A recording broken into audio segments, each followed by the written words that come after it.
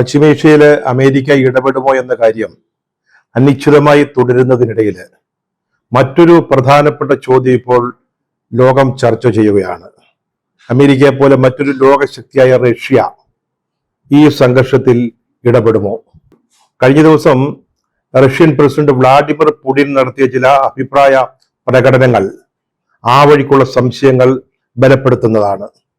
അദ്ദേഹം പറഞ്ഞത് ഒരു മൂന്നാം ലോക മഹായുദ്ധത്തിന്റെ സാധ്യതകൾ അല്ലെങ്കിൽ ആ ഭീഷണി അല്ലെങ്കിൽ അങ്ങനെ നമുക്ക് ചിന്തിക്കാവുന്ന ഒരു സാഹചര്യം നമ്മുടെ മൂക്കിന് താഴെ വന്ന് എത്തി നിൽക്കുകയാണ് എന്നാണ്.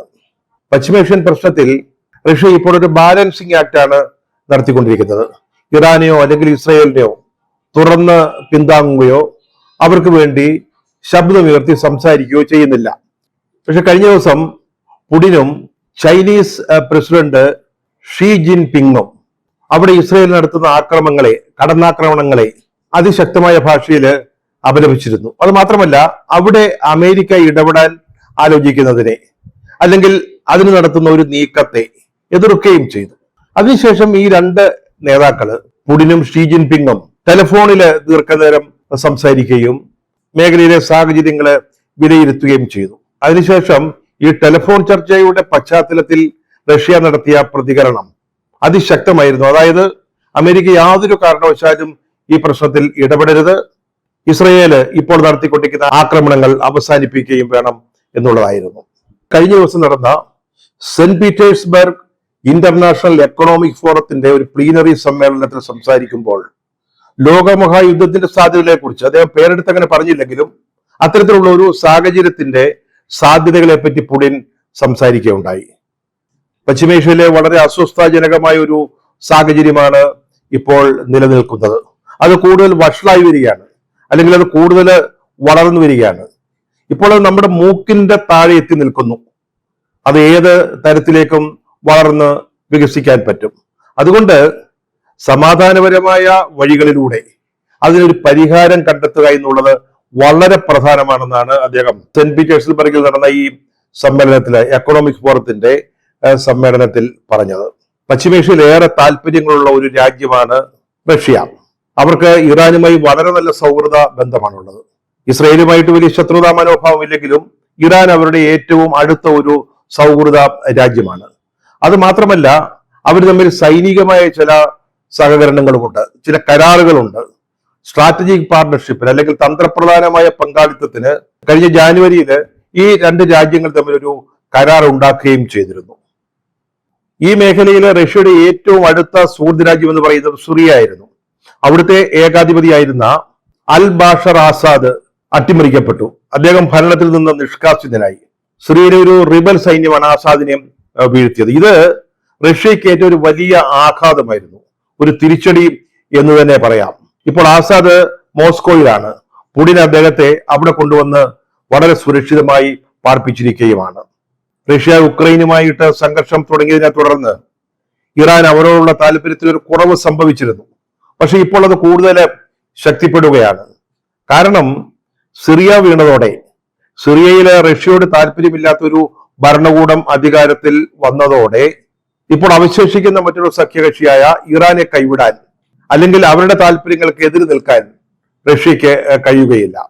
അപ്പൊ ഇറാനുമായിട്ടുള്ള സൗഹൃദം ഇപ്പോൾ അവർക്ക് വളരെ ആവശ്യമാണ്, സഹകരണം ആവശ്യമാണ്. അതിനു പകരം അവിടെ ഇസ്രയേലി യുദ്ധത്തിൽ മേധാവിത്വം നേടുകയും അമേരിക്ക ഇടപെടുകയും ചെയ്താൽ, അതിന്റെ ഫലമായിട്ട് ഇറാനിൽ ഒരു ഭരണമാറ്റം സംഭവിച്ചാൽ, ഖമനേയുടെ ഭരണത്തെ അട്ടിമറിച്ച് ഇസ്രയേലിനും അമേരിക്കയ്ക്കും സ്വാധീനമുള്ള മറ്റൊരു സർക്കാർ വരികയാണെങ്കിൽ അത് റഷ്യയുടെ താല്പര്യങ്ങളെ വളരെ ദോഷകരമായി ബാധിക്കും. അത് റഷ്യ മുൻകൂട്ടി കാണുന്നുണ്ട്. അത്തരത്തിലൊരു സാഹചര്യം സൃഷ്ടിക്കപ്പെടുന്നതിന് അവർ ആഗ്രഹിക്കുന്നുമില്ല. അതുകൊണ്ടാണ് അമേരിക്കയുടെ ഇടപെടലിനെ റഷ്യ എതിർക്കുന്നതും അതുപോലെ തന്നെ ഇസ്രയേല് ഇറാന്റെ പേർ നടത്തിക്കൊണ്ടിരിക്കുന്ന ഈ ആക്രമണങ്ങൾ അവസാനിപ്പിക്കണമെന്ന് ആവശ്യപ്പെടുന്നതും. ഇതിനേക്കാളൊക്കെ ഉപരി മറ്റൊരു പ്രധാനപ്പെട്ട കാര്യമുണ്ട്.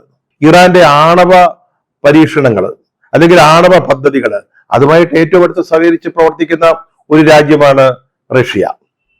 ഇറാനിലെ ബുഷർ ആണവ നിലയം അതിപ്പോൾ നിർമ്മാണം നടന്നുകൊണ്ടിരിക്കുകയാണ്.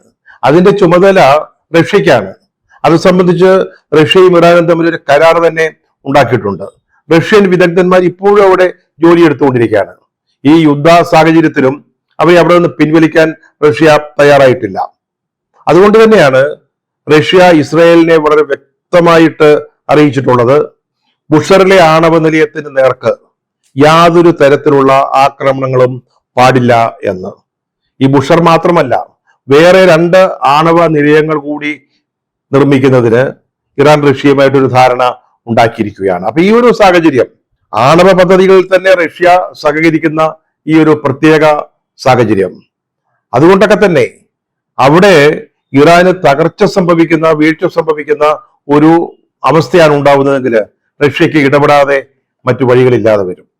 ഇനിയിപ്പോൾ അമേരിക്ക ഈ യുദ്ധത്തില് നേരിട്ട് ഇടപെടുന്നു എന്ന് വിചാരിക്കുക. 2 ആഴ്ചത്തെ ഒരു സമയമാണ് ട്രംപ് അതിനുവേണ്ടി വെച്ചിരിക്കുന്നത്. അത് കഴിഞ്ഞൊരു തീരുമാനം, അതായത് ഇടപെടാനുള്ള ഒരു തീരുമാനമാണ് ഉണ്ടാവുന്നതെങ്കിൽ ഈ മേഖലയിൽ അമേരിക്കയുടെ ഒരു സ്വാധീനം വളരെയേറെ വർദ്ധിക്കുന്ന ഒരു സാഹചര്യമായിരിക്കും ഉണ്ടാവുക. മേഖലയിലെ ഒരു സന്തുലിതാവസ്ഥയാകെ അത് ബാധിക്കുകയും ചെയ്യും. ഇസ്രായേലിന്റെ ഒരു മേധാവിത്വവും അപ്പോൾ ഉണ്ടാവും. അതൊന്നും റഷ്യ ആഗ്രഹിക്കുന്നില്ല. അതുകൊണ്ട് അവരുടെ ഒരു സൈനിക സഖ്യ രാജ്യമായ ഇറാനെ സഹായിക്കാൻ അവർ തയ്യാറായാൽ അത്ഭുതപ്പെടാനില്ല. അവർ ഏറ്റവും അവസാനം പറഞ്ഞിരിക്കുന്നത്, സമാധാനപരമായ ആവശ്യങ്ങൾക്ക് വേണ്ടി ഇറാൻ ആണവ ശക്തി ഉപയോഗിക്കുന്നത്, അതിനാവശ്യമായ പദ്ധതികൾ നടപ്പാക്കുന്നത്, പരീക്ഷണങ്ങൾ നടത്തുന്നത്, അതുപോലെ തന്നെ അവരുടെ നിയമപരമായ അവകാശങ്ങൾക്ക് വേണ്ടി പോരാടുന്നത്, അതിനെയൊക്കെ റഷ്യ പിന്തുണയ്ക്കും എന്ന് തന്നെയാണ്.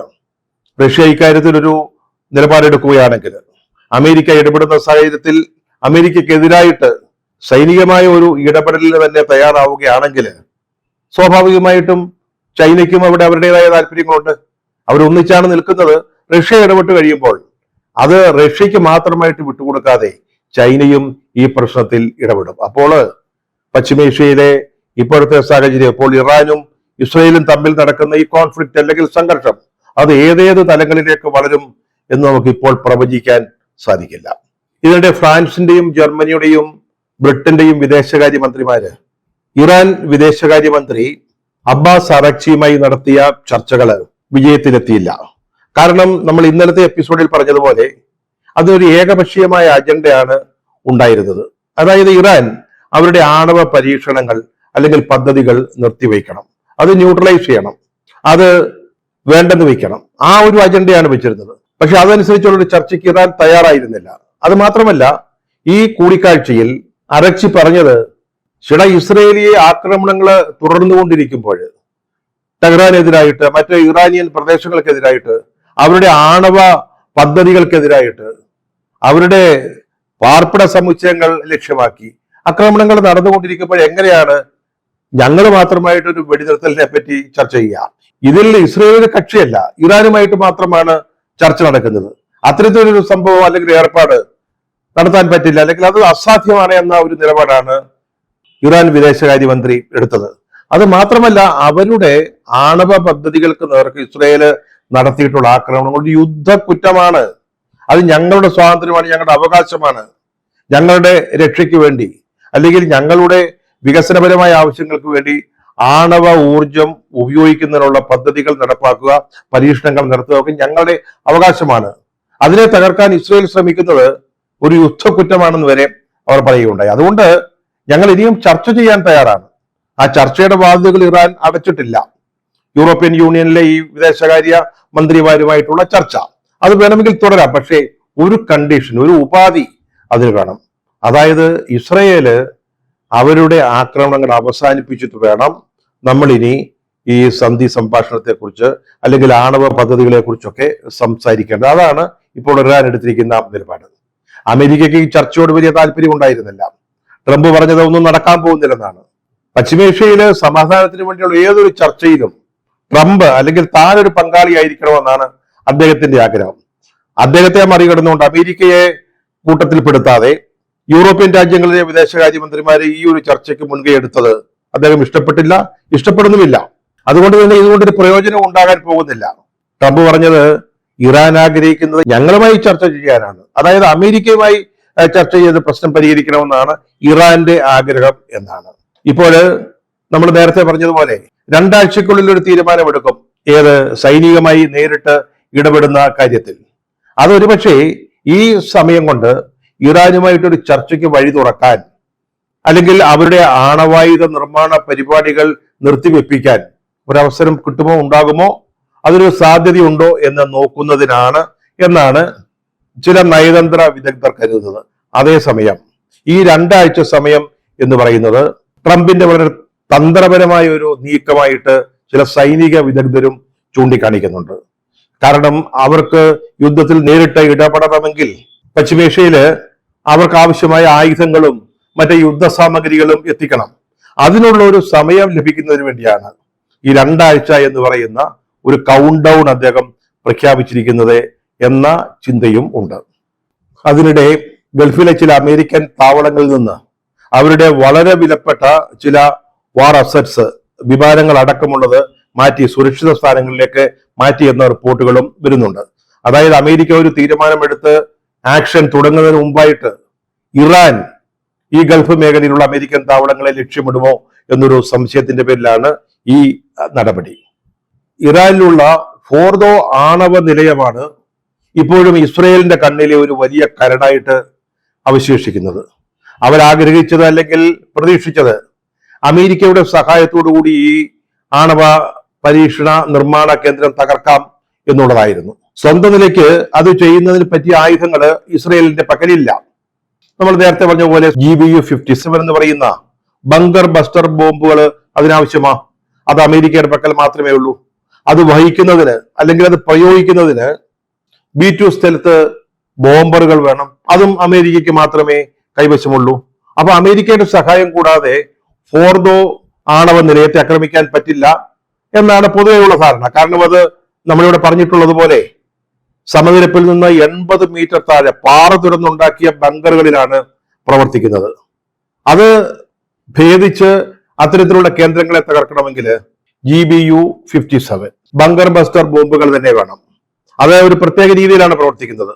ആദ്യം ഈ കേന്ദ്രങ്ങളുടെ അല്ലെങ്കിൽ അവര് തകർക്കാൻ ഉദ്ദേശിക്കുന്ന കേന്ദ്രത്തിന്റെ ഉപരിതലത്തിൽ ഒരു വലിയ ദ്വാരം സൃഷ്ടിക്കുന്നു, ഒരു ബോംബിട്ട് അതിലൂടെ ഈ പാറകൾ തുരന്നു പോകുന്ന മറ്റൊരു ബോംബ് പ്രദേശിച്ച് അവരുടെ ലക്ഷ്യത്തെ തകർക്കുന്നു. അതാണ് ഈ GBU-57 എന്ന് പറയുന്ന ബോംബിന്റെ പ്രത്യേകത. ഇപ്പോ ഇസ്രയേൽ പറയുന്നത് ഞങ്ങൾക്ക് ഈ ആയുധമില്ല എന്നുള്ളത് ശരിയാ, പക്ഷേ ഞങ്ങളുടെ കൈവശമുള്ള സംവിധാനങ്ങൾ ഉപയോഗിച്ച് അമേരിക്കയെ സഹായിച്ചാലും സഹായിച്ചില്ലെങ്കിലും, ഞങ്ങളുടെ കൂടെ കൂടിയാലും കൂടിയില്ലെങ്കിലും ഞങ്ങള് ഫോർദോ ആണവ നിലയം ആക്രമിക്കും എന്നാണ്.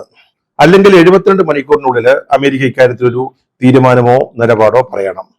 പക്ഷെ അമേരിക്ക അല്ലെങ്കിൽ ട്രംപ് പറയുന്നത് ഫോർദോ പോലെയുള്ള ഒരു ആണവ നിലയത്തെ ആക്രമിച്ച് തകർക്കണമെങ്കിൽ അതിനു പറ്റിയ ആയുധങ്ങൾ ഇസ്രയേലിന്റെ കൈവശമില്ല, അത് ഞങ്ങളുടെ പക്കൽ മാത്രമേ ഉള്ളൂ, ഞങ്ങൾ നിരൂപിച്ചാലേ അത് നടക്കാൻ പോകുന്നുള്ളൂ എന്നാണ് ട്രംപിന്റെ നിലപാട്. പക്ഷേ ഇസ്രയേല് അത് കണക്കിലെടുക്കാതെ മുന്നോട്ട് പോകാൻ തീരുമാനിച്ചിരിക്കുന്നുവെന്നാണ് നെതന്യാഹു പറയുന്നത്. ഒരുപക്ഷെ ഇത് ഇസ്രയേല് അമേരിക്കയുടെ മേൽ ചെലുത്തുന്ന ഒരു സമ്മർദ്ദമാവാനായിരിക്കാം സാധ്യത. സമാധാന ശ്രമങ്ങൾ നടന്നുകൊണ്ടിരിക്കുന്നു. അതോടൊപ്പം തന്നെ ഈ സംഘർഷത്തിൽ ഇനി മറ്റേതെങ്കിലും വൻശക്തികൾ, അമേരിക്ക, റഷ്യ, ചൈന മുതലായ രാജ്യങ്ങൾ പങ്കാളികളാകുമോ എന്ന സംശയങ്ങൾ നിലനിൽക്കുന്നു. ഈ സാഹചര്യത്തിൽ യുദ്ധം, ഇറാനും ഇസ്രയേലും തമ്മിലുള്ള സംഘർഷം യാതൊരു അയവും ഇല്ലാതെ തുടരുകയാണ്. ഇതിനകം ഇറാനിൽ 639 പേർ മരിച്ചു എന്നാണ് റിപ്പോർട്ടുകൾ. ഇസ്രയേലില് ജീവൻ നഷ്ടപ്പെട്ട 24 പേർക്കാണ് എന്നും പറയുന്നു. ഇതിനിടെ മറ്റൊരു പ്രധാനപ്പെട്ട സംഭവ വികാസമുണ്ടായത് ഇറാന്റെ ഡ്രോൺ വിഭാഗത്തിന്റെ തലവനായ സൈനിക കമാൻഡറെ ഇസ്രയേൽ വധിച്ചു എന്നുള്ളതാണ്. കമാൻഡർ അമീൻ യുദ്കി എന്ന് പറയുന്ന ആളാണ്. നേരത്തെ ഡ്രോൺ വിഭാഗത്തിന്റെ തലവനെ ഇസ്രയേൽ വധിച്ചപ്പോൾ അതിന് പകരമായി നിയമിക്കപ്പെട്ട ആളാണ് അമീൻ യുദ്കി. ഇറാന്റെ പട്ടാള നേതൃനിരയില് ഈ യുദ്ധകാലത്ത് കൊല്ലപ്പെടുന്ന 7ാമത്തെ ഉന്നത ഉദ്യോഗസ്ഥനാണ് ഇദ്ദേഹം. അതുപോലെ ഇസ്ഫഹാൻ എന്ന് പറയുന്ന ഇറാനിലെ ഒരു ആണവ നിലയം ഇസ്രായേൽ ബോംബിട്ട് തകർത്തതായും റിപ്പോർട്ടുണ്ട്. അത് ഇസ്ലാമിക് റവല്യൂഷണറി ഗാർഡ്സിന്റെ നിയന്ത്രണത്തിൽ നടക്കുന്ന ഫർസ് എന്ന് പറയുന്ന വാർത്താ ഏജൻസി തന്നെയാണ് റിപ്പോർട്ട് ചെയ്തത്. അതേസമയം ഇറാൻ അവരുടെ പ്രത്യാക്രമണത്തിൽ ഒട്ടും കുറവ് വരുത്തിയിട്ടില്ല. ടെൽ അവീവ് അടക്കമുള്ള നഗരങ്ങളില് അവരുടെ മിസൈലുകൾ തുരുതുര പതിച്ചുകൊണ്ടിരിക്കുകയാണ്.